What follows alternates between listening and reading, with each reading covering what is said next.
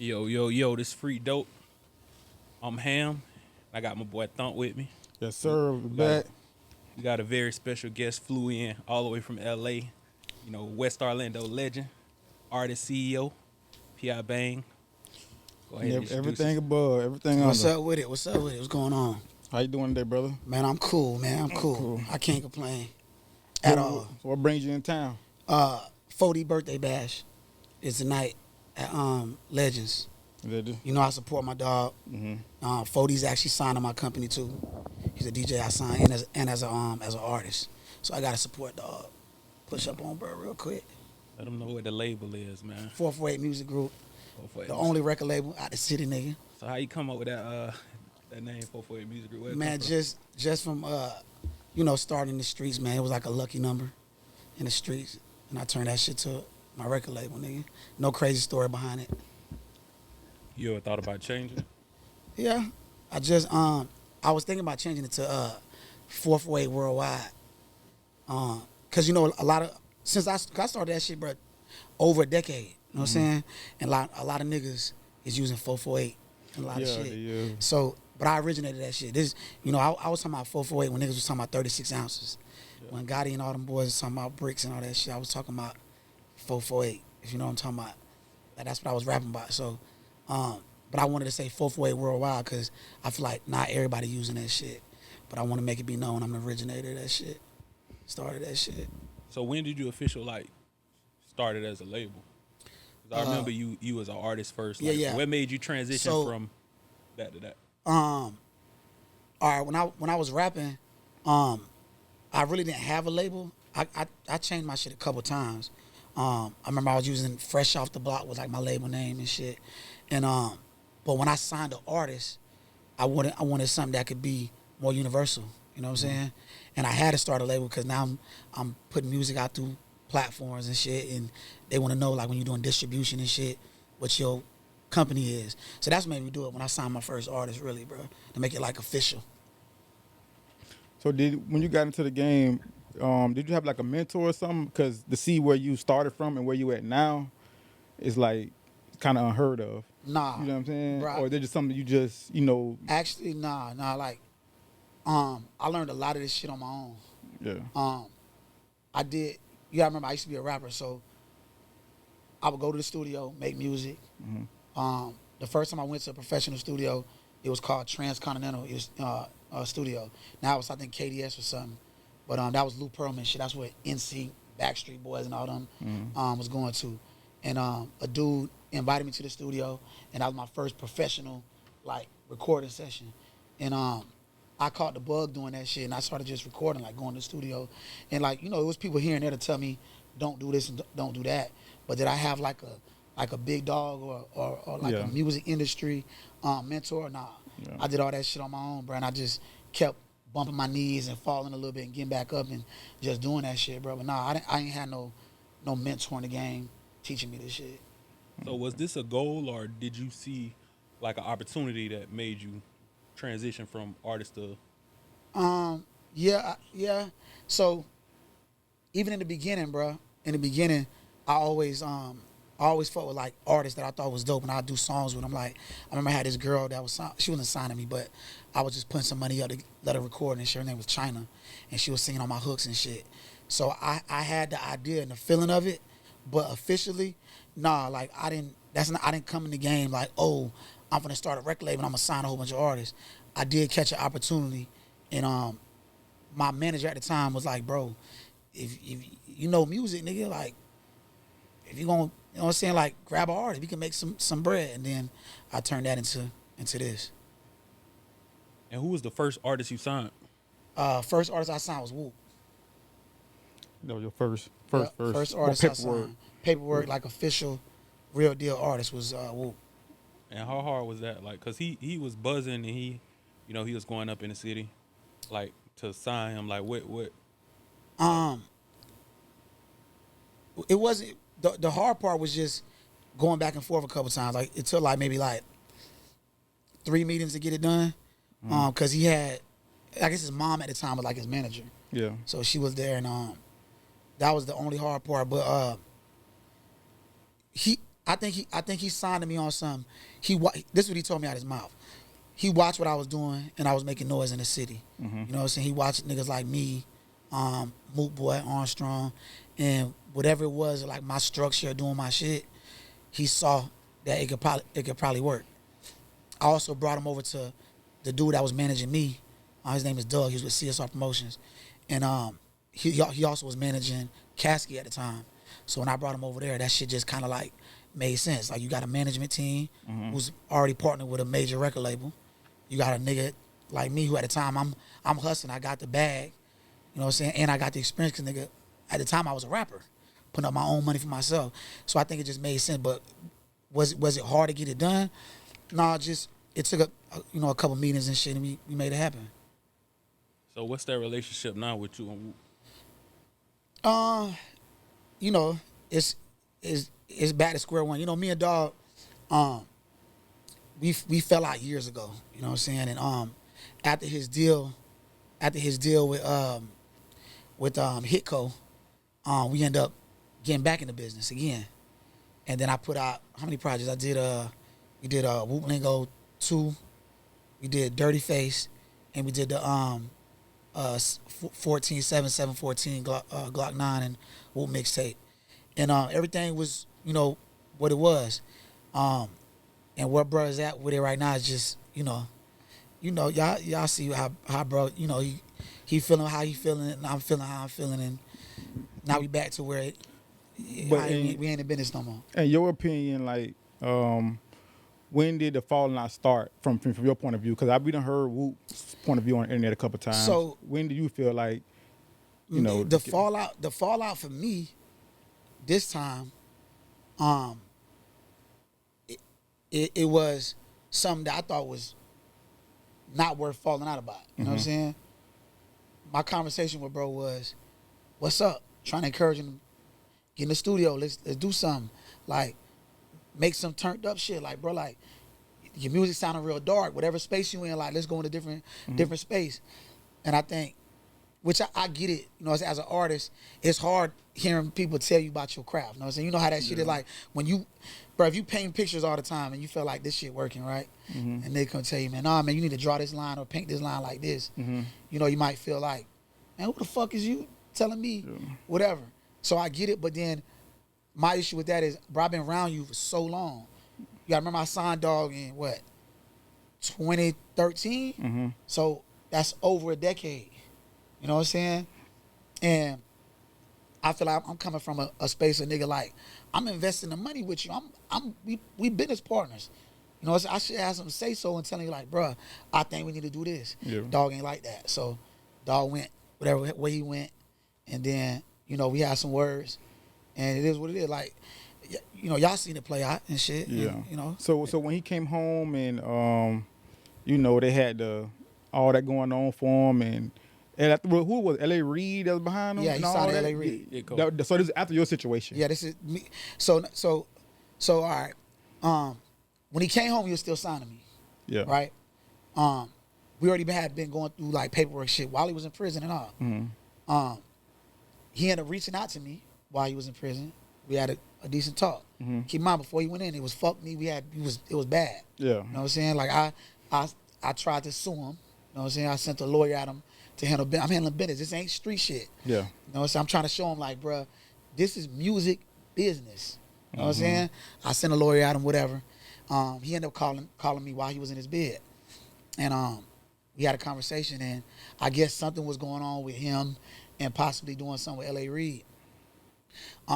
He get out, and they trying to make the business straight with L.A. Reid, but they had to make the business straight with me. So we had lawyers going through that shit again, but now it's in a positive space because we just trying to work this shit out. They ended up working out where they gave me 7% of his whole deal. You know what I'm saying? And that was cool, you know, whatever. I wasn't tripping. I really wanted to see if we could mend a relationship and start working. But at that point, he already had his team, and he was with Hitco, and he was doing this shit. And I flew in and went to go see him in L.A., and we chopped it up a couple times, but he was doing his own thing. Yeah. So he was with them. He wasn't with me. I just had my little piece or what I get of what Dog make. But I had nothing to do with his project that he put out. He put out the 30 months Gone, whatever that shit was. Yeah. That he did that with Hit Code. I had no input, nothing. I was on them.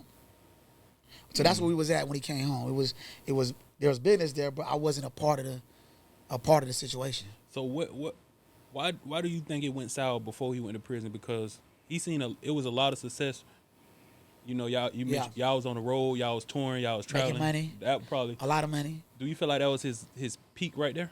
Definitely. So what made the relationship go sour if y'all was having so much success? So, man, bro, like, I think it be the people around you. It's always the people around you. Yeah. Because, bro, we making money. But I think when you get a lot of, because this didn't just happen with just bruh. You know what I'm saying? Like, and this happened with a lot of labels. God rest his soul, Rich Homie Quan. He was beefing with his label, TIG. Migos was beefing with QC. List go on and on, right? When the artists get to a certain space in their career, right? They always look back and be like, I could have did this shit myself. What bro really did. You know what I'm saying? Yeah. That's how they feel. Because they're like, I'm here. And now I'm paying this nigga a percentage. And I'm really just bringing all the bread in. That's how they think. So you feel like they don't understand the business? Nah, a lot of artists don't. I think it's ego, especially when it comes to rappers. For sure. When it comes to rappers, that's the main thing is the ego. Yeah. Once they start once everybody reaching out to them or on their dick, their attitude just changed, bro. And I done seen this from so many different rappers myself. Like, they was all right when they was trying to come up, but once they come up, it's like, I feel like, damn, why I gotta get him? You know, you see 10,000 coming in, like, damn, why he gotta get 3,000 out of every 10? That's exactly what it is. So now you looking like, damn, That's I where could it be go. doing something else with that. That's where it go, bro. Yep, that's where it goes. But they don't understand the money you put in. Nah, because you gotta think about it, right? Like, this is one of the things, bro. Said, I don't want to make this like interview and shit strictly about that. You know what I'm saying? I'm gonna say this, right? One of the things Dog was saying, which I think if he get the right people around him to make him understand this, then he'll look at it different. He was saying, boy, you weren't doing shit but recycling the money that you was making off me, right? If I'm taking my percentage, right, of what I'm making off you, and I decide to put that back into you, right? How you look at it as a negative thing. I mean, I believe in you so much that the money that I'm making, I'm still spending it all on you.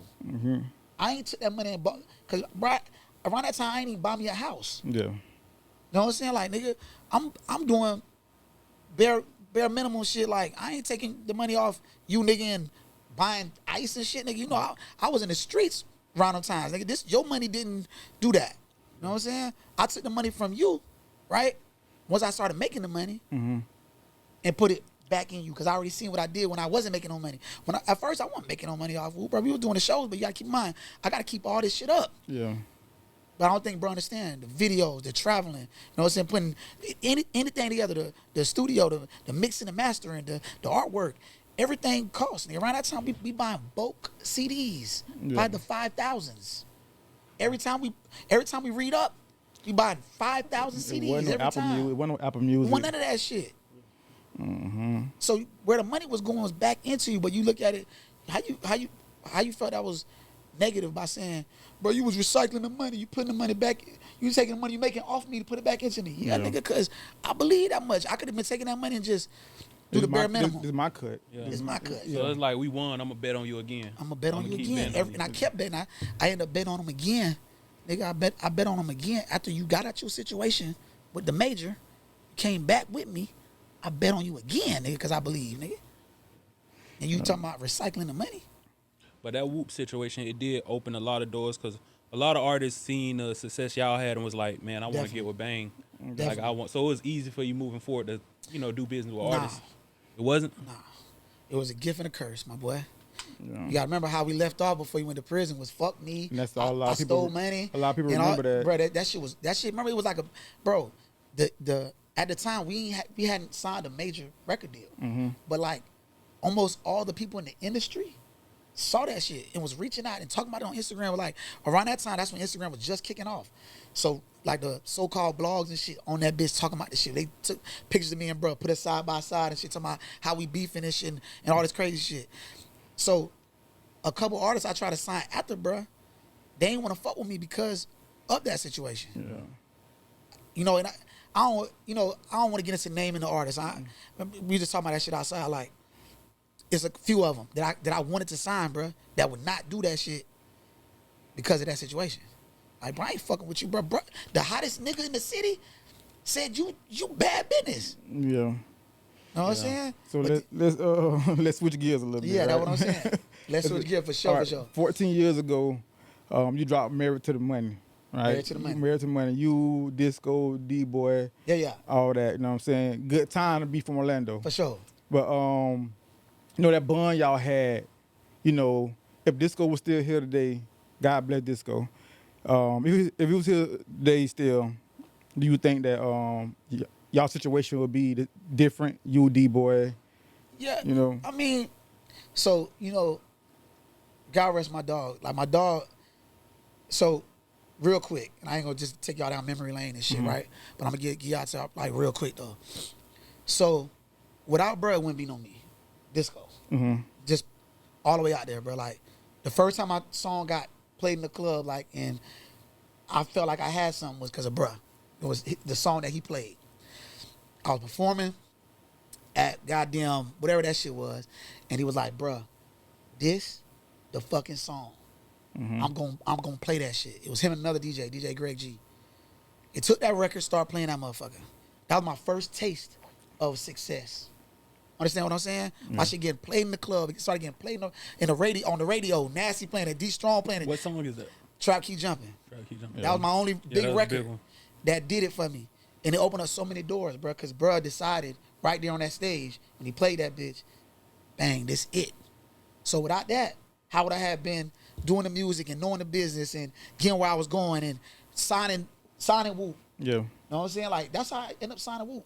4D played the fucking record in the car, and I'm like, who the fuck is this nigga? You know what I'm saying? It was on Graddick mixtape at the time. Yeah. 4D telling me it's Graddick song. I'm like, bro, who the fuck is the nigga on the hook? I want him. You know what I'm saying? I go holler at JR at the club. JR played the nigga song in the club. I see the club go fucking crazy. Bro, who the fuck is this nigga? Yeah. Who is he? It's a nigga named Chuck, bro. Find him on Twitter. Told me his Twitter, nigga. I went hit the nigga on Twitter. Yeah. So without Disco, I want to have this career in music. It wouldn't be none of that shit. So to answer your question, nah, I think, yeah, if Disco was around, a lot of shit would be different, bro. Bro was the voice boss. Bro really made us have a real music scene. Strong them boys. Who you think was playing the boys in the club? Yeah. Like, he created the music scene. That shit was a big loss to the city, bro. That's why I still fuck with, bro. Like, I got shot, bro, and I let it be known, like, that was my guy. Yeah. That's why I still fuck with his kids and all that shit. His son, them is my nephews. You know what I'm saying? Like, because I know without bro, it won't be none of this shit. Yeah. So if he was still around, yeah, I think bro was the glue. Bro was definitely the glue. I think we would all would have had, because we would have had somebody to go to get a music that we know is gonna treat the music like such. Like one thing about JR, bro, if he liked a song, he played that bitch. He didn't give a fuck about what nobody was saying. No pants. You know, bro, he don't care about nothing. If he liked that bitch, he playing it.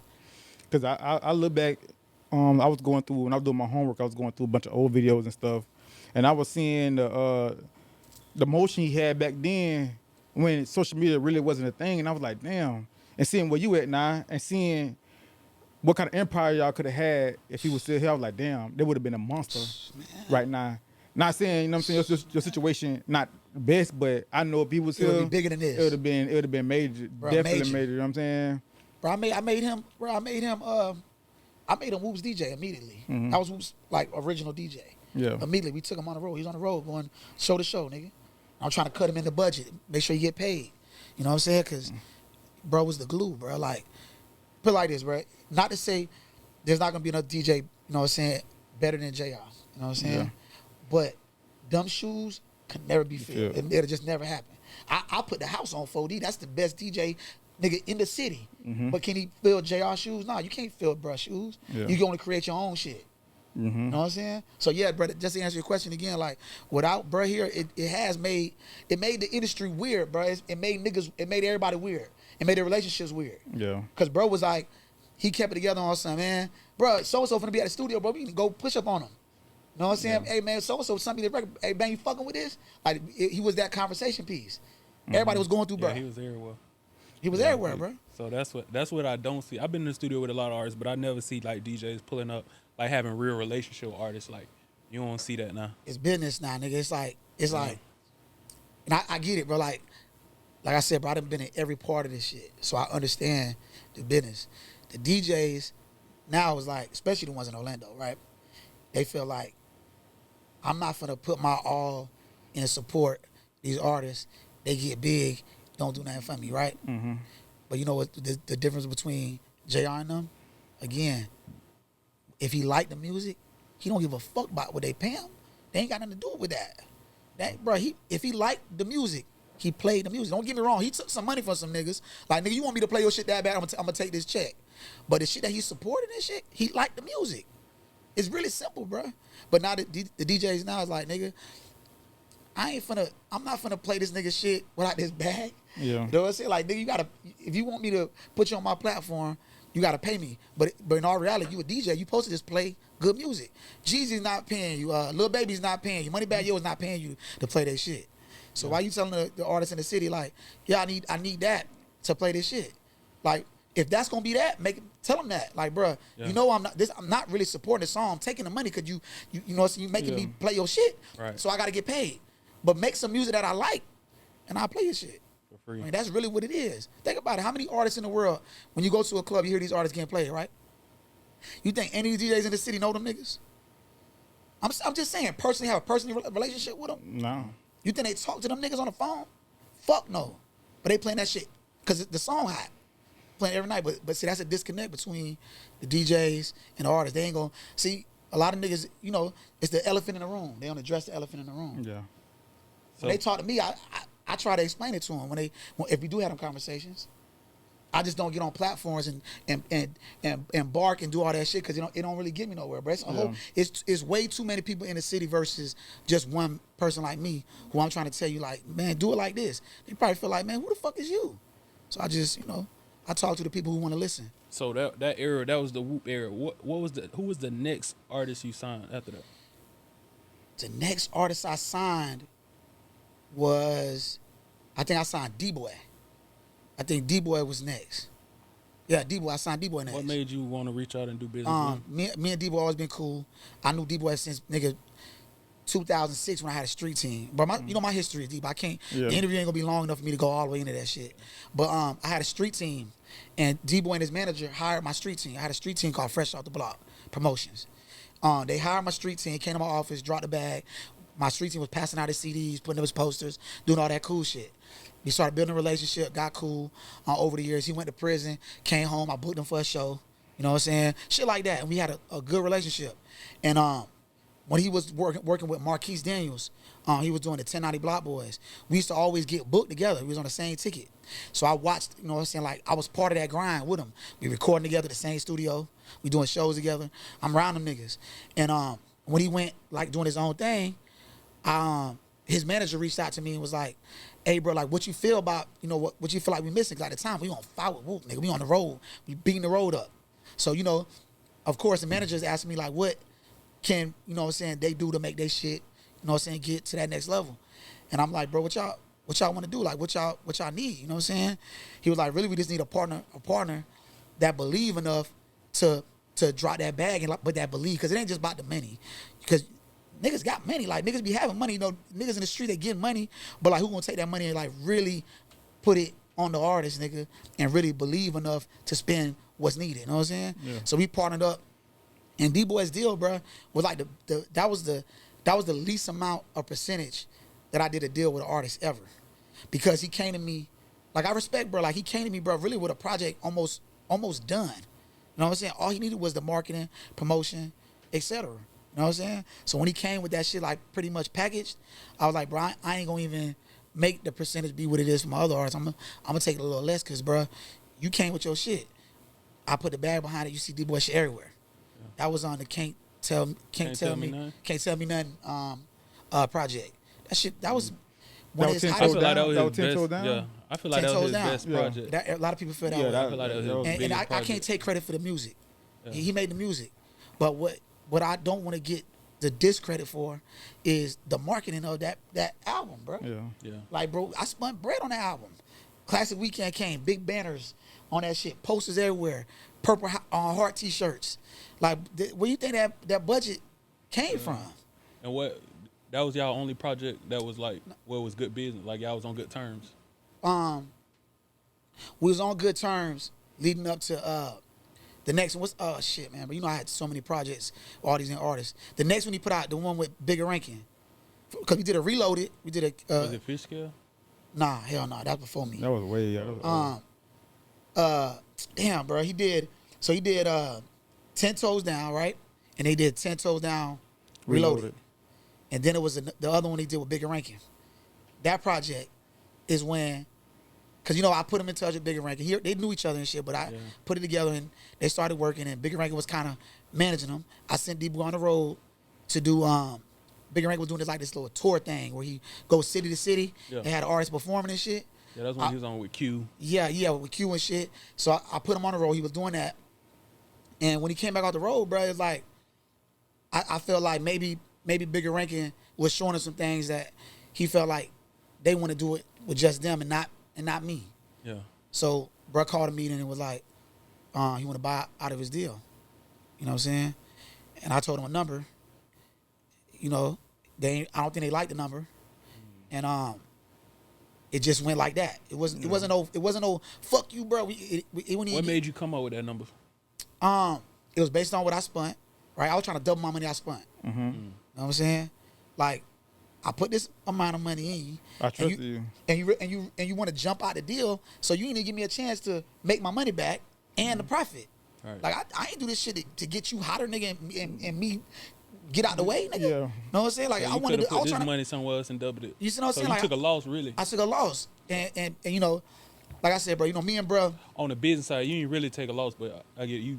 I mean, I invested. You could have invested it somewhere else. I'm just saying, I could have with another artist. But artists don't understand that a lot of times. Artists, because you know, artists is an artist. But I always respected bruh because bruh actually has some sort of intellect. Like, bruh ain't slow. You know what I'm saying? So I thought he would have understood where I was coming from. And I don't know. At that time, I don't know if he did or not, because we didn't even get into a conversation after that meeting. That meeting was that, and I talked to Bigger Rankin after that. You know what the crazy thing is? I remember about that situation. At the time, you had Woop Dee Boi, right? Mm-hmm. And they dropped this one song together. They dropped a couple songs. And then it was static. Like, yeah, it got between weird. the two artists. It got weird. So how hard was it dealing with that? Like, the shit they had going on? And how did that affect your business? So let me fast forward, right? What I'm realizing is, and I'm just realizing it in the last couple of years, right? Since I signed my newest artist, right? Like Thump was saying about the egos, yeah, right? The artists go to tripping, bro. Like, when they feel like you paying attention more to one artist, they'll say they not, right? But something in them make them feel like, man, bro, fucking with this artist a little more. But what it really is this artist just a little hotter right now. Yeah. It ain't that I'm fucking with him, it's the people fucking with him a little more. You know what I'm saying? This ain't me doing this. Like, this is just, I'm spending my bread and doing my part. Yeah, but the fans is receptive to this artist a little more than they are to you. You know what I'm saying? And it make artists feel, you know, then it start a little bit of secret, what's the word? Animosity. Yeah. You know what I'm saying? So I feel like I can't put the words in the artist's mouth, right? I'm not going to do that. It was a little back and forth on Twitter. That's how it was a little back. It was a lot. And it's like, damn, they on the same label. So fast forward, I dealt with that, bro, and I didn't realize till now that, cause bro, like I'm gonna keep it funky. Like, bro, it'd be shit one artist or say about another artist, right? In conversation with me, I would never cross game and say so and so say this about you. And then for years, I never would do that, bro. I try to keep this shit cool. Yeah. And I'm not gonna do that now. I'm not gonna say nothing about what no other artist said about another artist, right? But we had these conversations, bro, and I just kept it cool because it's a real, you know what I'm saying, end goal for this. Like, we trying to make some money. Yeah. Why would I have my artists having way more friction that they already have secretly? Mm-hmm. You know what I'm saying? But yeah, that was there, bro. It definitely was there. And back then, it was there recently. So how hard was it to get that record done? What was the track called? With Woop and D Boi, They had one called Trap Bubbling. That was one record. How hard was it to get Trap Bubbling done with the Egos? So I'm gonna keep it real, bro. Like Woop, he was receptive. So Woop ain't really want to fuck with none of them niggas, bro. When we was going to that studio in Maitland, bro. You feel like because it was the level he was on and what he did, it wasn't personal. It was Woop don't fuck with niggas. He fuck with his niggas. Yeah. He didn't want to fuck with none of these rap niggas at all. Everybody that was on Woop's project that was like an Orlando artist, Kasky, was Mojo on there? I know D-Boy was on there. KT. And put it like this: anybody from Orlando that was on Woop's project, I put him on there. Mm-hmm. I hollered at Woop and said, "Bruh, you should do a song with these niggas." Woop did not want to fuck with these niggas. He did off the strength of me. He'll tell you that. You go on Instagram, whatever, call him, whatever, ask him. He'll tell you. It came to a point where, you know, as of recent, he said, "Bro, that was you, bro. I didn't even want them niggas on my shit." That was one of the arguments we had recently. Like, bro, you had them niggas on my shit. You know, he ended up being real cool with KT. That was his boy. They got real cool. But I made that relationship. Yeah. KT was asking me about, bro, like, you think, bro, fuck me on some music? That's when KT tried to start rapping. And I was like, bro, I can't make him do no music with you, bro. Like, I'll bring you around, bro. And if y'all vibe and shit, that's what I did. Brought him to the studio. Yeah, they had a good relationship after that. But that's how a lot of that shit happened. It was egos, bro. Nigga, come on, rap. You know, rappers feel like I'm him, nigga. Yeah. Every rapper feel like I'm him. Mm-hmm. They ain't that. These niggas, I'm better than them. It's competition. So have you and D-Boy, is y'all on talking terms or? Yeah, we talked. I just saw Brad at Mellow shit at the Orlando Fest. Yeah. We spoke. So after the little misunderstanding on Instagram, we spoke. Long talk. We probably spoke for about an hour on the phone. Come to find out, bro, it's some real big misunderstandings that he thought was said on my end. It's some stuff that I know he did on his end, like the whole shit with the bigger ranking shit and trying to get out of his deal. Yeah. And we talked about all that shit, and then the last thing we said was, bro, I'm not here on some, bro. First of all, I ain't got to even put my age out there, whatever. You know, I'm older in the game, bro. My son is grown. I could then be a granddaddy out here, nigga. Yeah. You understand? So I'm not finna. This ain't that. This ain't finna be what niggas wanted to be like. Oh, we beefing and this. I'm riding around with straps like back in the day. Like, nah, nigga, this ain't that. We grown. We both grown with big kids. You know what I'm saying? So the last thing we said was on some shit like, bro, you know, it's still love, bro. Like, it ain't that. You know what I'm saying? Yeah, and we left it at that. I ain't seen him. I ain't heard from him. I bumped into him at the Mellow shit, and he told Mellow them to put our table, I guess, where we was at, right next to him. Mm-hmm. I saw him. We dapped, hugged. You know what I'm saying? Cracked a couple jokes like back in the day. Yeah. And that was it. We gonna be straight. You know what I'm saying? Now, are we gonna get back in business with each other and do shit like that? No, I think he got his plan of what he doing, and then I'm doing what I'm doing. Yeah. That's what all these niggas. Even with Woop, bro, like, bro feel how he feel. You know, he talk crazy and go to all the way left talking street shit. But I'm not on that shit with bro. Like, I'm not finna even act like that's what it is with me. You know what I'm saying? Like, if you want to do all this crazy talk, like it's gonna be some street shit, whatever. But I know what's up, nigga. Yeah. This ain't that, nigga. Don't try to. If you want to paint the picture to the streets and the fans like it's that, it ain't that. It's the love. See, I ain't fake with that shit, nigga. You can't. I ain't never gonna tell nigga I love you, nigga, and then nigga, nah, it's like nigga, fuck you, I hate you. Yeah. Nah, nigga, I still love you, niggas. I ain't gonna go do nothing to you. You know what I'm saying? Like now you can do your own thing though. You do your own thing, bro. You put your music out. So are they still signed to 448 Music Group, D-Boy and Woop? Nah. I haven't. I'm gonna keep it real, bro. Like I never even gave D-Boy his release papers. You know what I'm saying? I never released D-Boy, bro. I just told him, bro, like I wasn't finna stop him. Yeah. You know what I'm saying? He just, bro, that last time we talked in the lobby before that project, right? Bro just put the project out. You know what I'm saying? Was doing whatever he was doing. And I had no say-so after that. I just fell back. I didn't stop him from dropping nothing. I got his way, bro. I just moved out the way. Yeah. You know what I'm saying? Same thing with Woop. I haven't signed no release forms and none of that shit with bro. Like we ain't even talk about no paperwork, none of that shit. But you want to go that way? I have no plans on stopping you, bro. The last nigga I signed the release forms, and that's because he asked for it because he was trying to get another situation, was Tonii Boy. And that's the next artist you signed, Tonii Boy, right? Nah. I actually signed Stackhouse. Remember I was pushing Stackhouse? Yeah, I signed. So let's get to Tonii Boy. So you signed. I got a question before we get to Tonii Boy. So when an artist drop a project under you, do you own that project? Well, it's released through my company, yeah, so I own my percentage of the project. And you gotta, so you're supposed to recoup. You know what I'm saying? I was a lot lax when it came to my artists, but I used to still pay them, you know what I'm saying, whatever little checks come in, like pay them and shit. And when they started acting funny and shit, bro, it's like, bro, I'm not doing that with y'all boys, bro. Y'all owe me money. So I'm technically supposed to get my percentage.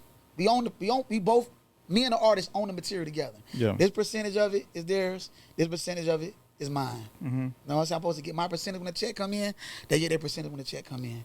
But a lot of these artists, bro, they didn't even recoup. They didn't recoup what I spent. But I was still paying them checks.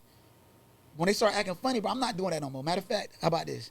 It say this right here, nigga, like, look at your paperwork. You're supposed to recoup the money before you get paid, nigga.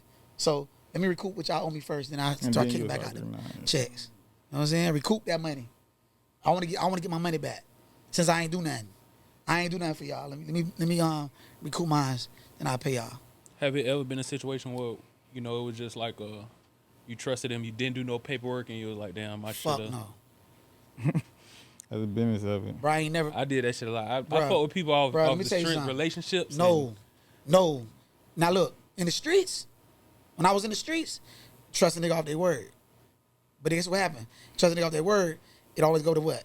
Gunplay, all the extra shit, right? Shit go wrong. Yeah. See, in this business, you can't do that. You can't run off. You can't run off from the paperwork, nigga. Yeah. You could try to haul at, you could try to, and you want to go to gunplay, that's cool. You'll be a fool to do that. So back to Tonii Boy. You signed Tonii Boy. Y'all dropped the project. You know, he going up. I think he had like 6 big records. He all on the radio. Yeah. Buzzing. And I remember I see y'all on live arguing, going back and forth about the business.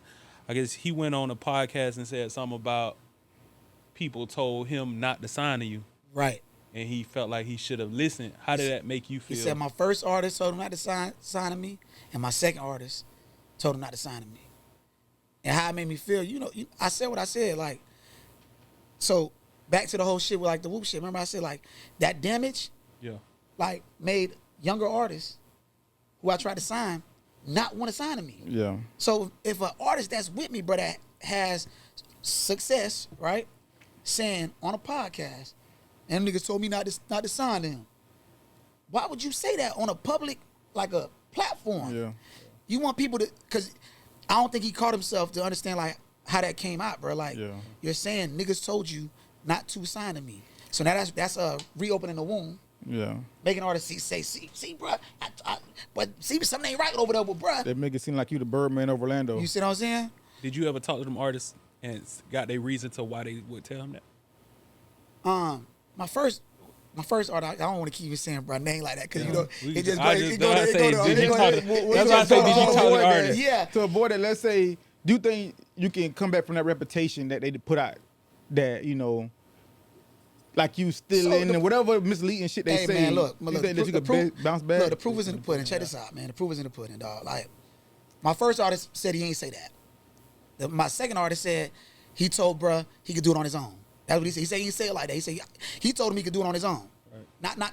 Not to sign to me, but you can do it on your own. Yeah. Right? That's probably what he was at. Like, cool. I could have did this on my own. All right, cool. So that's cool, right?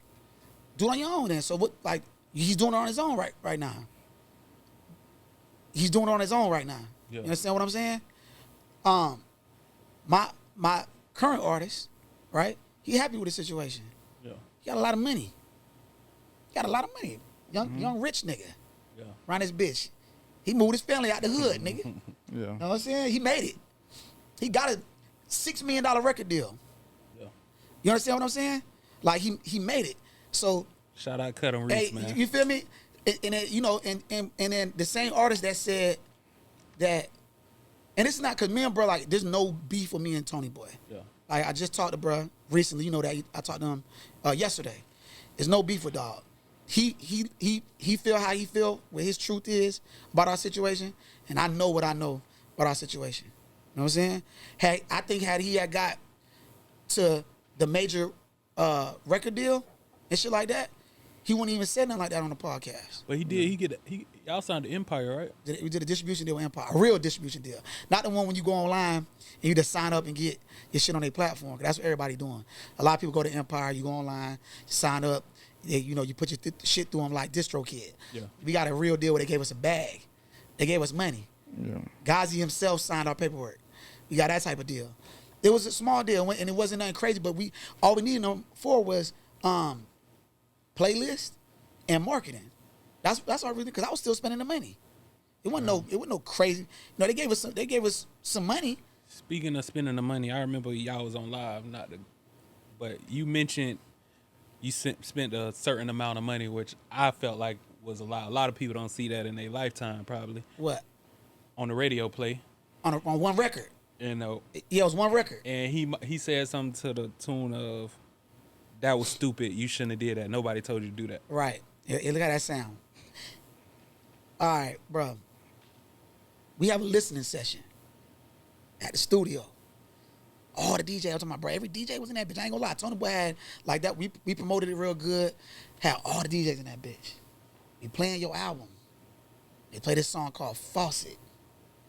They go crazy in that bitch. One of the biggest DJs say, "This it." Another DJ say, "This it." The radio DJ, YS Baby, yeah. "This it." I sent it to D Strong. D Strong say, "This it." I'm playing it on the radio. Why would I not spend the fucking money on the record? Right. When the DJ saying this, when they tell him. And that was a huge record. But that's what he think. He still think this record's bigger than his other records. Okay, cool. But at the time, that was your biggest fucking record. That's bigger than any record you ever made before signing with me. That was your biggest record. You was played on every radio station around this bitch, right? You was played in Alabama. You was in different markets. Yeah. That's what ultimately got us in front of four major. Bro, when we went to New York to go in front of them record labels and shit, it was because of that song, nigga. Mm-hmm. It wasn't because of no other record. Yeah, and I didn't want to talk numbers, but I don't know if the number was right. Like, how much you spent on that record, pushing that record? I spent $60,000, and it wasn't just on the radio. The radio was part of it. Mm-hmm. Yeah. That was a major piece of it. The marketing, the promotion, everything behind it. I sent him on the road, but he went on the road and did a Florida fucking press run, nigga. He went to every radio station in Florida, nigga. From the top to the bottom. Went to the radio station, went to the club after, performed, passed out the music. We did that. Yeah. I don't think artists understand that part. Like you saying, so you put up $60,000 to get that record pushed, and it was a successful record. It did do a lot from them. But do you feel like you got what you put in with that record back? Well, it would have got what I put in if I would have been a part of his other record still. Because you got to remember, like, when he recorded the record, he had a record that went viral, right? I think Lil Baby liked it and all that shit, right? When we talked, I was like, let's do that. Like, let's push this bitch, right? Keep in mind, he's recording this shit while we're still technically in contract.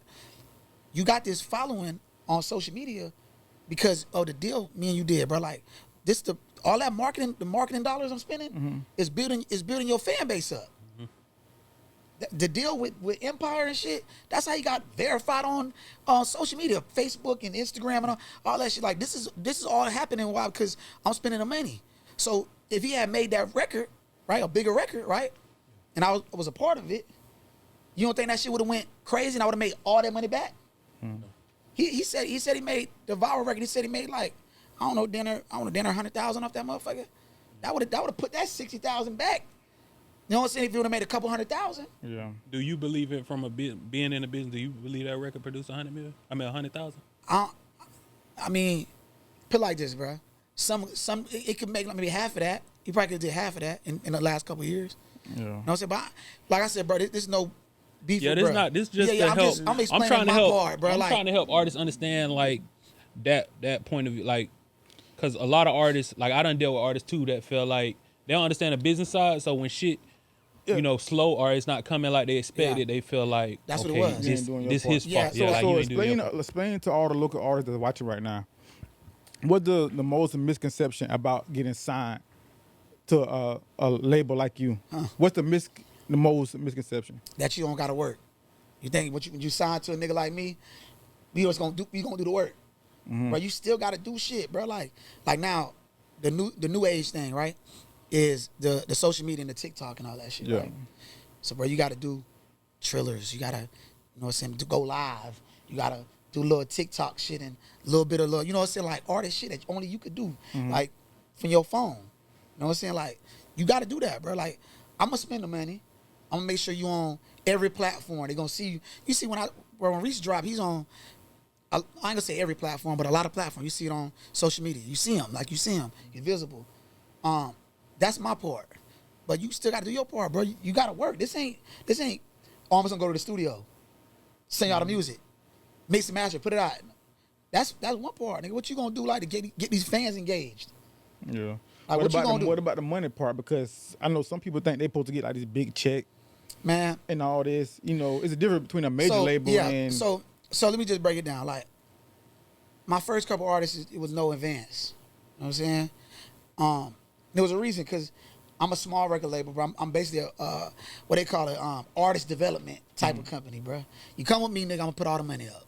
You know what I'm saying? I'm gonna get you hot. I'm gonna invest that bread and make you look like how you supposed to look, nigga. Put your music out, and you're gonna be able to drop when you want to drop. You can go to studio unlimited.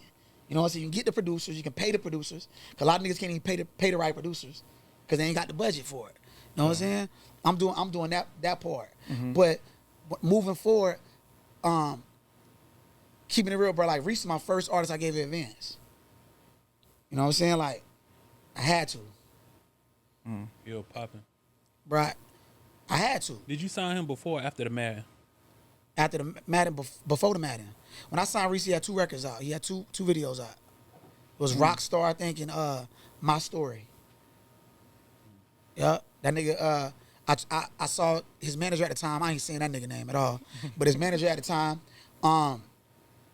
he was posting them. You know what I'm saying? And I wrote him and I was like, bro, what's up with bro? Like, that you pushing? Like, y'all need help? You know what I'm saying? Like, what y'all doing with him? Keep in mind, I don't really know the nigga's name or none of that shit. I just seen the bro posting him. Yeah. And he was like, nah, we straight. We got a situation already. I left it alone. That might have been, because Reese dropped all that shit in May. So that might have been like beginning of June. Then my kids came to visit me for the summer from school and shit. My kids come in the backyard. We in the pool and shit, fucking around. They come in the backyard and they hollering, they singing the My Story song, Reese shit. They singing this shit word for word. I'm like, who the fuck is that y'all singing? Because I know I ain't never heard this shit. Yeah. They're like, man, Kuttem Reese. I'm like, Kuttem Reese. I'm like, that's the dude, this nigga was just posting a few weeks ago. Bruh, I rush upstairs, I call my business partner. I say, bruh, we gotta call so-and-so and tell that nigga we need Jit. You know what I'm saying? We need Jit. Jit hit back. It took a little minute too. He was going back and forth. It wasn't just easy to sign him. It was a couple meetings and a couple back and forth. And Jit was like, bro, I need this and this and that and this and this and that. And I was like, all right, bro, I got this and this and that for you. You know what I'm saying? Whatever it take. Gave him what he wanted. And then, you know, we did. 45 days later, we signed with Republic, Universal Republic. Y'all still with Republic? We on the line, man. We figuring some shit out right now. I saw they dropped the Chief Keef record. He had a couple, 42 Dugg? Y'all did a 42 Dugg? Nah, he did a record with. I'm thinking about. Yeah, nah, he didn't do a 42 Dugg. He did a couple the features. Dead bro. Roses. Dead Roses is one of the biggest records. Yeah, his biggest records. Yeah, let me just touch on that real quick about the majors, right? Don't get me wrong, I love what they did. You know what I'm saying? Like, so far, right? Everything is cool, but I'm gonna tell artists, when you with a major, again, do your work, bro. Cause a lot of shit you think they finna do, bro. Yeah. You know what I'm saying, bro? That is, yeah, talk a good game to get you bro, in there. Like, and that's nothing else. Like, I'm not finna get into all the business, but like his last project, right? His album and shit. You know what I'm saying? Like, we had to do that shit, put it together ourselves. Mm-hmm. You know what I'm saying? So that answers the question. But like, we working some shit out. You know what I'm saying? Like, trying to figure some shit out. You know, so how we want to do shit. Do you feel like he get the credit he deserve in the city? Nah, so you know, that was one of the things I wanted to say on this podcast, right? that's one thing that I try to like teach the artists, right? Stop being so concerned with the city. Bro just came off his second tour, bro. Fredo Bang. Fredo Bang. First one he went with Zilla and them. What them niggas, their group name? It's like it's more like a grunge group. Cause you know Reese shit is kind of like on both sides of that. Like I don't know if you know his fan base is like, bro. You see, bro, his fan base is crazy on social media. Like his engagement is better than anybody in the city. Mm-hmm. Like it's crazy. Cause he's on both sides, like that grunge kind of rap. He does a little bit of that, you know, with his singing shit, whatever you call it, and he do that drill shit, whatever. But the misconception is you gotta need the city. The city gotta support you. Bro, no, bro, like, bro doing that shit without the city support. But that shit with Melo paid him to be in that motherfucker. Yeah. I'm sure the most, probably, bro, Reese check for that shit probably was more than all them niggas put together. And the crazy thing is, that's when they was handing out Ricos. Like, people felt like, oh, he went missing, but I'm like, that was probably the best thing he did. I mean, you know, I was taking bro on the road. Bro was coming out there with me to California. I had him going to Atlanta. Like, I was keeping bro, when that shit was going on, we kept bro just moving around because we seen what was going on. But, no, bro, I want to touch on that shit. They like, you know, you popping and you run from the city. A lot of people, I feel like they don't give him his credit because he out of the city now. And they feel like, oh, we can't see him. But it's like, he out of the city. Why you want to be seen? Why you want to be seen without being paid? Yeah. Bro, the business he in is being paid for his appearance. Why do you want to be seen? Bro, Orlando crazy, bro. I'm gonna tell you, bro. Orlando is fucking people crazy. Trying to bring you down. That's how I bro, look at why it. you want to be you want to be seen and to not get paid? And you're a rapper and that's your job is to get paid to be seen and heard. Yeah. But you want to go do it for free? Fuck no. Fuck you no, do bro. But go to jail, get killed. Bro, that's what you do, bro. That's all gonna happen. Anytime, bro, anytime you seen bro out in the city, he got paid a nice check. Mm-hmm. And I definitely think he wanted to be here, but I think it was like, you know, like giving you your flowers, like y'all hit him up, like, hey, you gotta fall back or move because he listens, bro. Look, like don't get me wrong, he's an artist, so you bump heads, you know, and not in no major way, none of that shit. But like just him being the creator of his music and us doing our part, you're gonna have like a little bit of whatever, right? But when it comes to that shit, he does listen. You know what I'm saying? Like, bro, like you don't want to be like them boys that's locked up, but you got to move different. The times you try to, you know, one of the times bro did his own thing. You seen that happen? Hellcat. Nah, that's whatever. I ain't gonna get into that. But one of the times he did his own thing, when he went to that show downtown, he put that shit together. It was himself. Yeah. And you know, he got locked up. And again, locked up because of him wanting to do that shit like that. You know what I'm saying? But bro, you can't do it like that, bro. Like I know you street, bro. I'm not trying to, but I know you a real nigga. Mm-hmm. You ain't gotta prove that to me, bro. Nobody else, bro. I ain't asking you, bro. But listen, bro. And a lot of people don't know the situation. Like they basically got locked up downtown, going to the show or leaving the show. Mm-hmm. And they got caught with guns, and he caught a charge. Yeah, it went left. So he was moving He cautious. missed the show. We ended up losing some bread. Had to redo the show with the promoter, and it was a nice day. He wasn't even, I don't think he was performing. It was a walkthrough. And he got a nice check to walk through that bitch. Mm. Like I said, but when bruh go anywhere, but he getting paid good. He performed with Raw Wade. That's one of his like big shows. They gave him $10,000 to do that show, bitch. He's not coming out the door for no. You can't get bruh $1,500 to come to my club. Yeah. You know what I'm saying? Because I remember, bro, like I said, how he gets money is his appearance. I'm not finna be outside, bro, and it's all this shit going on, and I'm not getting paid. But yeah, bro, listen, for the most part, bro, you know what I'm saying? He's still young, and I like me and bro relationship. He's doing his thing, bro. We got a lot of shit, you know what I'm saying? In the works. Yeah, a lot of shit about to just remember I said that, you know what I'm saying? A lot of shit about to be, you know what I'm saying, popping.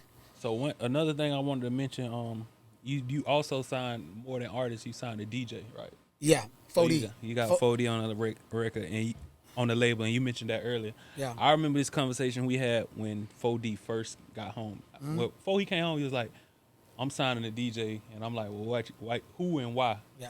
So he was like, 4D. I'm like what? I'm trying to see what you see in 4D. So you're like, he the next. Hey, you know, he that one. Hey, bro. Hey, listen, man. Not to toot my motherfucking own horn, bro. Listen, boy. I don't be wrong, dog. When I see something, that's why I'm in the business. Like, don't get me wrong. Like, you can say I was wrong a couple times. I signed some R&B shit, Cause bro, I done signed a fucking pop artist. Remember I had the white boy out, Kyle, my boy. Yeah. Mm-hmm. Bro, Kyle was dope though. That nigga fire. Kyle was dope. But he fire. But you know, I think my structure is so urban. You know what I'm saying? But don't get me wrong. In the future, once I get this shit, like, cause bro, you know I'm still learning. Yeah. I'm not the smartest nigga when it comes to this music shit. I'm not the best one to do this shit, bro. Yeah. I'm still learning. But when I figure it out, I'm gonna try some other shit. What the question was? I just So back to 4D. I remember. Yo, yeah, 4D. You know, Oh, yeah, all you're telling me, bruh. like what's the vision? Before he came home, nigga. Bruh, tell you when he was up the road, we talking on the phone. I'm telling him like, bruh, this shit wide open, bro. I got just chill, just get home. I got a plan. Watch how this shit go, bro. I'm gonna have you booked all over the world. That's what I'm telling this nigga now. I'm gonna have you booked all over the world. Cause I see the void. I see what's missing, bro. Bruh, the way bruh control a room, right? You gotta remember, that's JR protege. That was his little nigga. He learned it from JR, bro. That was the only nigga really that JR was like, I'm gonna teach you this shit, nigga. Yeah. The other niggas was watching, you know, other DJs around him and shit, whatever. But bro was teaching them. Yeah. And I knew that. I said, when bro come home, I'm gonna sign his ass, bitch. He gonna be right in the club. He gonna be, bro, that nigga came home, nigga. I remember one of his biggest sets he did at Beecham, and he had the whole club lit up, and he played Raw Wave, and they went crazy in that bitch. Then he turned back around, he did the other one, the one with the nigga Go Outside. Come Outside, you know what I'm talking about? That song. He had that bitch lit up. Mo 3? Yeah, bruh, 40 had that bitch lit up like a concert in that bitch. I ain't seen no DJ do no shit like that in the city, bruh. Now. And that's my dog. That's why I signed up to. That's my dog. My question to you is, like, he one of the top DJs to me too as well. And he, from what I see, he booked more than a lot of these DJs. Yes, sir. But when the conversation come up about the top DJs in the city, his name never get mentioned. It's always DK, Matty Ice, and whoever else. But they never say 4D. And I be like, how? I mean, bro, look, right? And it's like I hate even sounding like that, right? But everything over here get that. Right. You understand? Like everything over here with us get that. With Reese, bro ain't doing it like that. Well, he ain't getting booked. Nigga, he just did a 30-city tour, nigga, twice. I paid a healthy amount of money.